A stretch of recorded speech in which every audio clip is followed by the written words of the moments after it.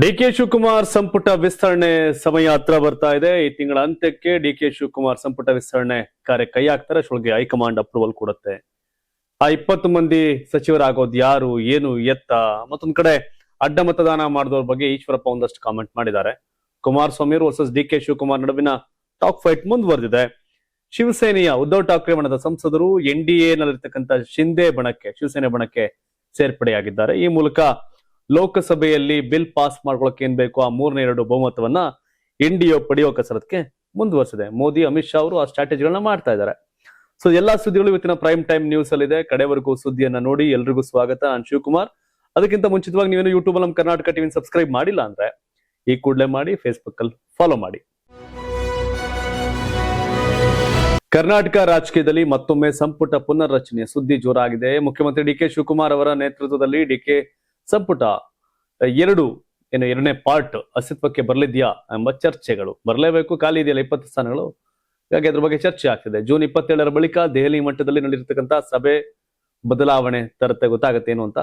ಕಳೆದ ಕೆಲವು ದಿನಗಳಿಂದ ಸಚಿವ ಸಂಪುಟದ ಬಗ್ಗೆ ಭಾರಿ ಚರ್ಚೆ ಆಗ್ತಿತ್ತು. ಮುಖ್ಯವಾಗಿ ಹಿರಿಯ ಮತ್ತು ಕಿರಿಯ ಶಾಸಕರ ವಲಯದಲ್ಲಿ ತಮ್ಮನ್ನ ಸಂಪುಟಕ್ಕೆ ಸೇರಿಸಿಕೊಳ್ಳಬೇಕೆಂಬ ಒತ್ತಡ ಹೆಚ್ಚಾಗಿದೆ. ಈ ಶಾಸಕರು ಈಗಾಗಲೇ ತಮ್ಮ ಬೇಡಿಕೆಗಳನ್ನ ಹೈಕಮಾಂಡ್ ಮತ್ತು CM ಮಟ್ಟದಲ್ಲಿ ಇಟ್ಟಿದ್ದಾರೆ ಅಂತ ಹೇಳಲಾಗ್ತಾ ಇದೆ. ಜೂನ್ 27ರ ನಂತರ ಡಿಕೆ ಶಿವಕುಮಾರ್ ಅವರು ದೆಹಲಿಗೆ ತೆರಳುತ್ತಾರೆ ಎಂಬ ಮಾಹಿತಿ ಮೂಲಗಳಿಂದ ಲಭ್ಯವಾಗಿದೆ. ಅಲ್ಲಿ ಹೈಕಮಾಂಡ್ ನಾಯಕರ ಜೊತೆ ಸಮಾಲೋಚನೆ ನಡೆಸಲಿದ್ದು, ಸಂಪುಟದಲ್ಲಿ ಯಾರನ್ನ ಉಳಿಸಿಕೊಳ್ಳಬೇಕು, ಯಾರಿಗೆ ಅವಕಾಶ ಕೊಡಬೇಕು ಎಂಬುದರ ಬಗ್ಗೆ ಚರ್ಚೆ ನಡೆಯಲಿದೆ. ಪ್ರಮುಖವಾಗಿ ಕಿರಿಯ ಶಾಸಕರ ಒತ್ತಡ ಹೆಚ್ಚಾಗಿರೋದ್ರಿಂದ ಹಳೆಯ ಸಚಿವರಿಗೆ ಕೋಕ್ ನೀಡಿ ಯುವ ನಾಯಕರಿಗೆ ಅವಕಾಶ ನೀಡುವ ಸಾಧ್ಯತೆಗಳ ಬಗ್ಗೆ ರಾಜಕೀಯ ಪಡಸಾಲೆಯಲ್ಲಿ ಗುಸುಗುಸು ಕೇಳಿಬರುತ್ತದೆ. ಆದ್ರೆ ಈ ಬದಲಾವಣೆಗಳು ಪಕ್ಷದ ಆಂತರಿಕ ಸಮತೋಲನವನ್ನ ಹೇಗೆ ಕಾಪಾಡುತ್ತೆ ಎಂಬುದು ಸದ್ಯದ ಪ್ರಶ್ನೆ. ಒಟ್ಟಿನಲ್ಲಿ ಜೂನ್ 27ರ ಬಳಿಕ ದೆಹಲಿಯಲ್ಲಿ ನಡೀತಕ್ಕಂಥ ಸಭೆಯ ನಂತರ ರಾಜ್ಯ ರಾಜಕೀಯದಲ್ಲಿ ದೊಡ್ಡ ಬದಲಾವಣೆಗಳಾಗುವ ಮುನ್ಸೂಚನೆ ಸಿಕ್ಕಿದೆ. ಏನ್ ಸಮತೋಲನ ಕಾಪಾಡ್ತಾರೆ? ಗುಜರಾತ್ ಅಲ್ಲಿ CM ಸಮೇತ ಎಲ್ಲರೂ ಫ್ರೆಶರ್ಸ್ ಚೇಂಜ್ ಮಾಡಿ ಬಿಸಾಕಿದ್ರು. ಡಿಕೆ ಶಿವಕುಮಾರ್ ಕೂಡ ಫಸ್ಟ್ ಟೈಮ್ MLA ಆಗಿದ್ದಾಗಲೇ ಮಂತ್ರಿ ಆಗಿದ್ದು, ಬಂಗಾರಪ್ಪನವ್ರ ಕಾಲದಲ್ಲಿ. 89 first time MLA DK Shivakumar. ಹಾಗಾಗಿ 27-28 ವರ್ಷಗಳ ಮಂತ್ರಿ ಆಗಿದ್ದು ಡಿಕೆ ಶಿವಕುಮಾರ್. ಹಾಗಾಗಿ ಹೊಸಬ್ರಿಗೆ ಅವಕಾಶ ಕೊಡಬೇಕು. ಈ ಪ್ರದೀಪ್ ಈಶ್ವರನ್ ಮಂತ್ರಿ ಆಗ್ತಿದ್ದೀನಿ ಖುಷಿ ಆಗವ್ರೆ. ನಯನಾ ಮೋಟಮ್ಮ, ಭರತ್ ರೆಡ್ಡಿ, ಗಣಿಗ ರವಿಕುಮಾರ್, ಹಿಂಗೆಲ್ಲ ಇದಾಗ್ತಾ ಇರುತ್ತೆ ಹೆಸರುಗಳು. ಹಾಗಾಗಿ ನೋಡ್ಬೇಕಿನ್ನು. ಅಲ್ಲದೆ ಮತ್ತೆ ಸಂತೋಷ್ ಲಾಡು, ಚಲುವರಾಯಸ್ವಾಮಿ ಅವರು, ಜಮೀರ್ ಅಹಮದ್ ಖಾನು, ಹೀಗೆ ಒಂದು ಹಳೆ ಬಳಗ ಕೂಡ ಮತ್ತೆ ಜಾಯ್ನ್ ಆಗಕ್ಕೇನಿದೆ. ಅವರ ಪ್ರಯತ್ನಗಳು ಕೂಡ ಸಾಗ್ತಾ ಇದೆ. ನೋಡ್ಬೇಕೇನಾಗತ್ತೆ ಅಂತ. ರಾಜ್ಯ ಸಚಿವ ಸಂಪುಟ ವಿಸ್ತರಣೆಯ ಚರ್ಚೆಗಳು ಜೋರಾಗಿರುವ ನಡುವೆಯೇ ಮುಸ್ಲಿಂ ಸಮುದಾಯಕ್ಕೆ ಸಮರ್ಪಕ ಪ್ರಾತಿನಿಧ್ಯ ನೀಡುವಂತೆ ಧರ್ಮಗುರುಗಳು ಕಾಂಗ್ರೆಸ್ ನಾಯಕತ್ವದ ಮುಂದೆ ಬೇಡಿಕೆ ಇಟ್ಟಿದ್ದಾರೆ.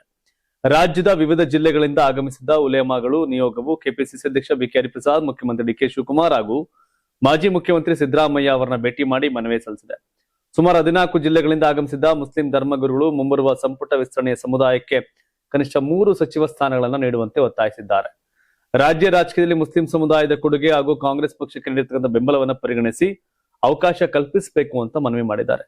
ಪ್ರಮುಖವಾಗಿ ಕಾಂಗ್ರೆಸ್ ಹಿರಿಯ ನಾಯಕ ಸಲೀಂ ಅಹಮದ್ ಅವರಿಗೆ ಸಚಿವ ಸ್ಥಾನ ನೀಡುವಂತೆ ಉಲೇಮಾಗಳು ಒತ್ತಾಯಿಸಿದ್ದಾರೆ.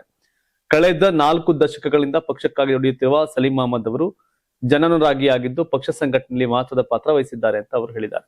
ಸಮುದಾಯದ ರಾಜಕೀಯ ಪ್ರಾತಿನಿಧ್ಯ ಹೆಚ್ಚಿಸುವುದು ಅಗತ್ಯವಾಗಿದ್ದು ಸಂಪುಟದಲ್ಲಿ ಮುಸ್ಲಿಂ ಸಮುದಾಯಕ್ಕೆ ನ್ಯಾಯಯುತ ಸ್ಥಾನಮಾನ ನೀಡಬೇಕು ಅಂತ ಧರ್ಮಗುರುಗಳು ಆಗ್ರಹ ಮಾಡಿದ್ದಾರೆ.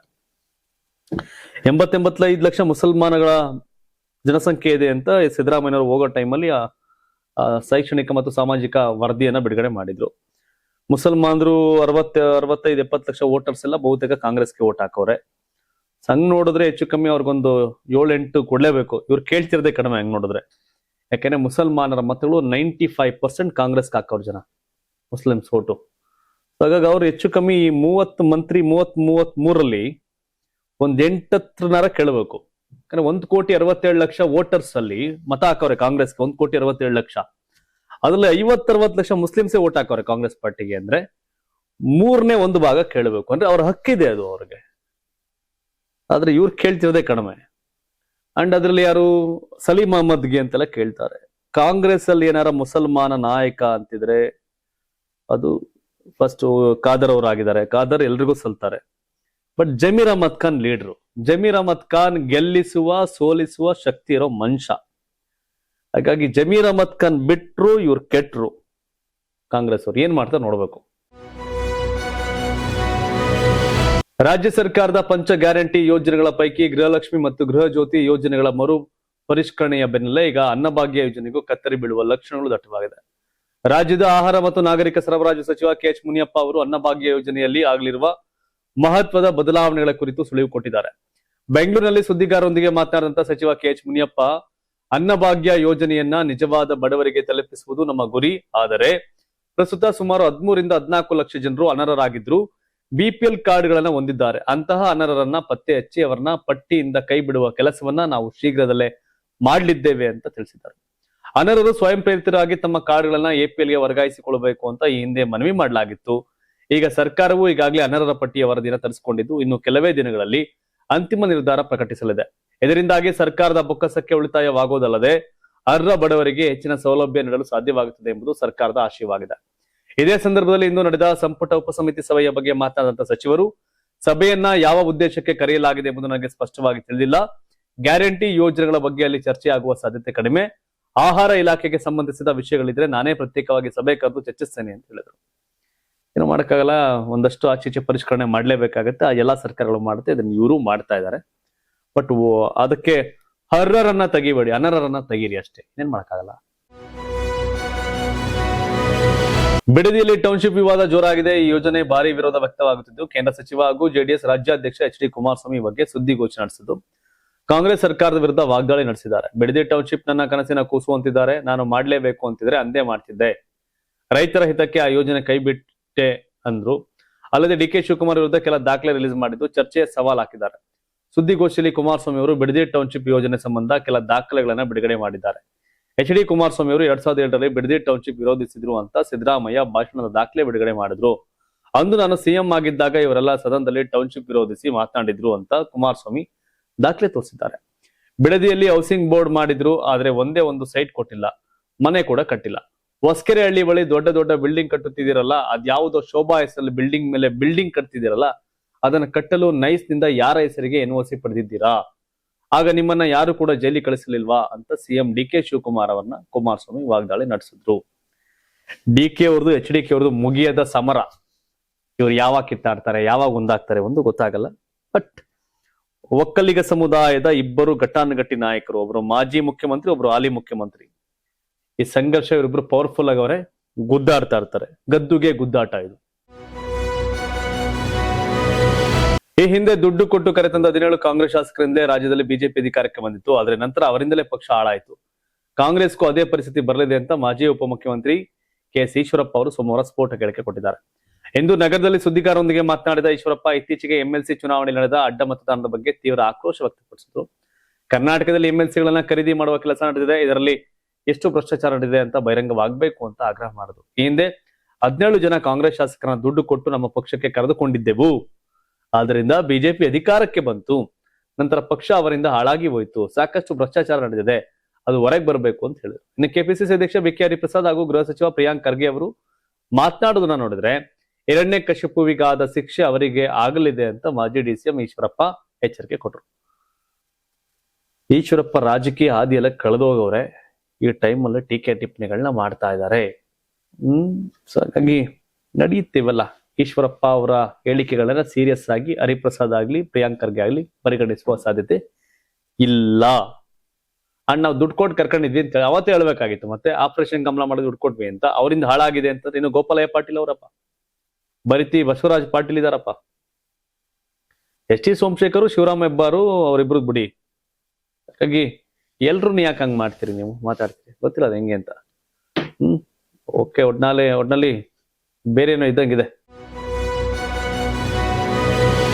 2022ರ ವಿಧಾನಸಭೆ ಚುನಾವಣೆ ಬಳಿಕ ರಾಜ್ಯದಲ್ಲಿ ಬಿಜೆಪಿ ಸರ್ಕಾರ ಅಧಿಕಾರಕ್ಕೆ ಬರೋದು ನಿಶ್ಚಿತ. ಆ ಸರ್ಕಾರದಲ್ಲಿ ನಾನು ಕೂಡ ಸಚಿವನಾಗ್ತೇನೆ. ಆದ್ರೆ ನಮ್ಮ ಸಮಾಜಕ್ಕೆ 7.5% ಮೀಸಲಾತಿ ನೀಡದಿದ್ದರೆ ನಾನು ನನ್ನ ಸಚಿವ ಸ್ಥಾನಕ್ಕೆ ರಾಜೀನಾಮೆ ಕೊಟ್ಟು ಹೊರಬರಲು ಸಿದ್ಧ ಅಂತ ಮಾಜಿ ಸಚಿವ ರಮೇಶ್ ಜಾರಕಿಹೊಳಿ ಅವರು ಸೋಮವಾರ ತಿಳಿಸಿದ್ದಾರೆ. ಇಂದು ವಿಜಯನಗರ ಜಿಲ್ಲೆಯ ಹೊಸಪೇಟೆಯಲ್ಲಿ ಬಿಜೆಪಿ ಆಯೋಜಿಸಿದ ಸಾಮಾಜಿಕ ನ್ಯಾಯಕ್ಕಾಗಿ ಜಾಗೃತಿ ಸಮಾವೇಶದಲ್ಲಿ ಭಾಗವಹಿಸಿ ಮಾತನಾಡಿದಂತ ರಮೇಶ್ ಜಾರಕಿಹೊಳಿ ಕಾಂಗ್ರೆಸ್ ನಾಯಕರ ವಿರುದ್ಧ ತೀವ್ರ ವಾಗ್ದಾಳಿ ನಡೆಸಿದ್ರು. ರಾಜ್ಯದಲ್ಲಿ ಯಾವ ಪಕ್ಷವೇ ಇರಲಿ, ಅದನ್ನು ಅಧಿಕಾರಕ್ಕೆ ತರುವ ಅಥವಾ ಗದ್ದುಗೆಯಿಂದ ಕೆಳಗಿಳಿಸುವ ರಾಜಕೀಯ ಶಕ್ತಿಯನ್ನ ದೇವರು ನಮ್ಮ ಸಮಾಜಕ್ಕೆ ಕೊಟ್ಟಿದ್ದಾನೆ. 1970ರ ದಶಕದಲ್ಲೇ ನಾವು ಕೇವಲ 3-4 ಸೀಟ್ಗಳನ್ನು ಗೆದ್ದು ಇಡೀ ಅಧಿಕಾರದ ಚುಕ್ಕಾಣಿಯನ್ನ ನಮ್ಮ ಕೈಯಲ್ಲಿ ಹಿಡಿದುಕೊಳ್ಳುತ್ತಿದ್ದೆವು. ನಾವೀಗ ಮತ್ತಷ್ಟು ಪ್ರಬಲವಾಗಿ ಸಂಘಟನೆ ಮಾಡಬೇಕಿದೆ.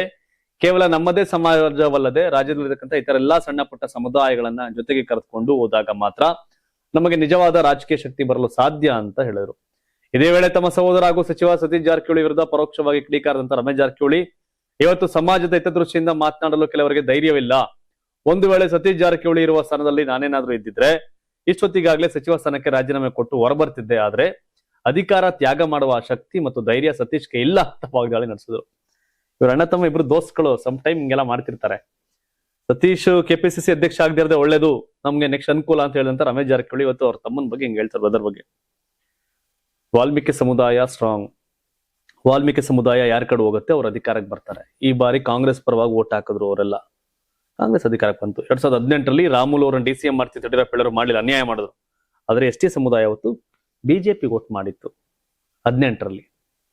ರಮೇಶ್ ಜಾರಕಿಹೊಳಿ 28ಗೆ ನಮ್ಗೆ ಓಟ್ ಹಾಕ್ತಾರೆ ಅಂತ ಹೇಳ್ತಾರೆ, ಆಗ್ಬೋದು ಅನ್ನೋ ಗೊತ್ತಿಲ್ಲ.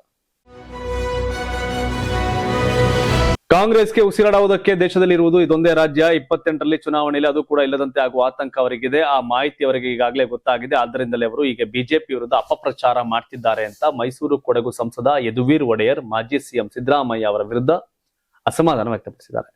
ಬಿಜೆಪಿ ಹಿಂದೂ ರಾಷ್ಟ್ರ ಮಾಡುವ ಉದ್ದೇಶ ಹೊಂದಿದೆ, ಹಿಂದೂ ರಾಷ್ಟ್ರ ಮಾಡೋದಕ್ಕೆ ಕೈ ಕಾರ್ಯಕರ್ತರು ಬಿಡಬಾರದು ಅಂತ ಸಿದ್ದರಾಮಯ್ಯ ಹೇಳಿರುವ ವಿಚಾರ.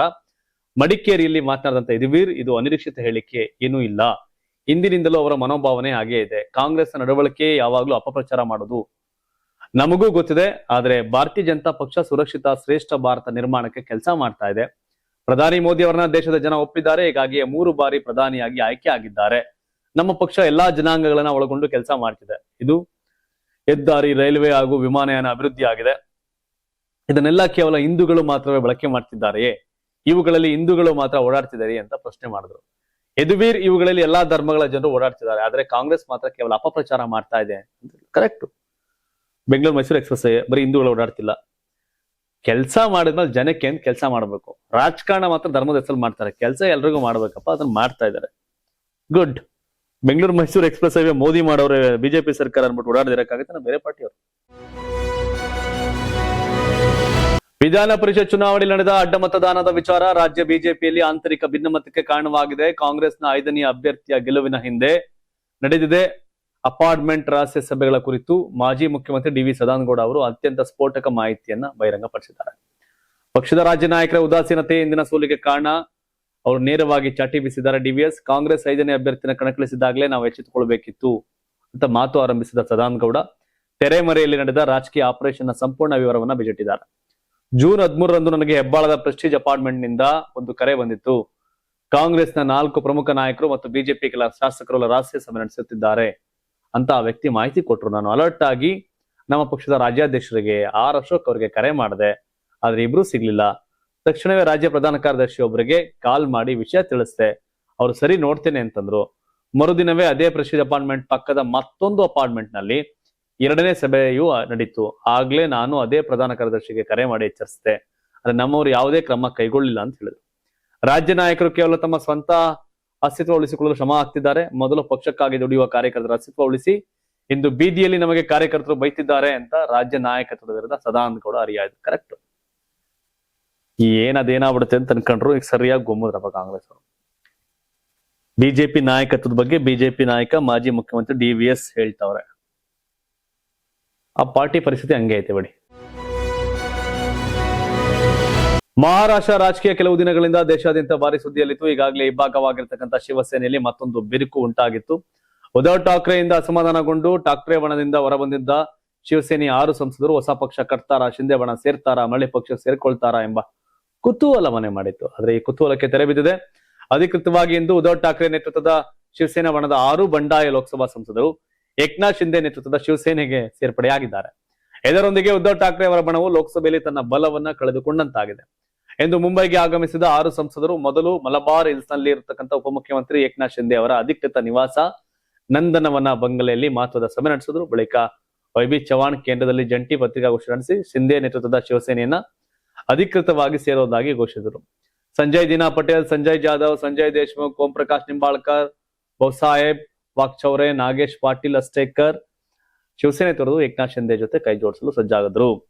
ಲೋಕಸಭೆಯಲ್ಲಿ ಬಿಜೆಪಿ NDA ಬಹುಮತ ತರಕ್ಕೆ ಏನೇನ್ ಬೇಕು ಅವೆಲ್ಲ ಮಾಡ್ತಾವ್ರೆ. ಶೀಘ್ರವೇ ಮಹಿಳಾ ಮೀಸಲು ಪುನರ್ ವಿಂಗಡಣೆ, one nation one election bill pass ಮಾಡ್ಕೊಂಡು ಬಿಜೆಪಿ ಅವ್ರು ಏನೋ ಒಂದು ಆಟ ಆಡ್ತಾರೆ. ಇದು ಆಪರೇಷನ್ ಟೈಗರ್ ಅಂತ ಕರೆದ್ರಂತೆ. ಇದು ಯಶಸ್ವಿ ಆಯಿತು ಅಂತ ಶಿಂದೆ ಘೋಷಣೆ ಮಾಡಿದ್ರಂತೆ. ಒಳ್ಳೆದಾಗಲಿ. ಭಾರತೀಯ ಜನತಾ ಪಕ್ಷದ ನೇತೃತ್ವದ ರಾಷ್ಟ್ರೀಯ ಪ್ರಜಾಸತ್ತಾತ್ಮಕ ಒಕ್ಕೂಟ ಎನ್ಡಿಎ ಲೋಕಸಭೆಯಲ್ಲಿ ಸಾಂವಿಧಾನಿಕ ತಿದ್ದುಪಡಿಗೆ ಅಗತ್ಯವಾದ 2/3 ಬಹುಮತವನ್ನು ಪಡೆದ ತಕ್ಷಣ ಕೇಂದ್ರವು ಸಂಸತ್ತಿನಲ್ಲಿ ಡಿಲಿಮಿಟೇಷನ್ ಮಸೂದೆಯನ್ನ ಕೈಗೆತ್ತಿಕೊಳ್ಳುತ್ತದೆ ಮತ್ತು ಅದಕ್ಕಾಗಿ ವಿಶೇಷ ಅಧಿವೇಶನವನ್ನು ಸಹ ಕರೆಯಬಹುದು ಅಂತ ಸರ್ಕಾರದ ಉನ್ನತ ಮೂಲಗಳು ತಿಳಿಸಿವೆ. ಆದಾಗ್ಯೂ ಆಡಳಿತ ಮೈತ್ರಿಕೂಟವು ರಾಜ್ಯಸಭೆಯಲ್ಲಿ 3/2 ಬಹುಮತಕ್ಕೆ ಹತ್ತಿರದಲ್ಲಿದೆ.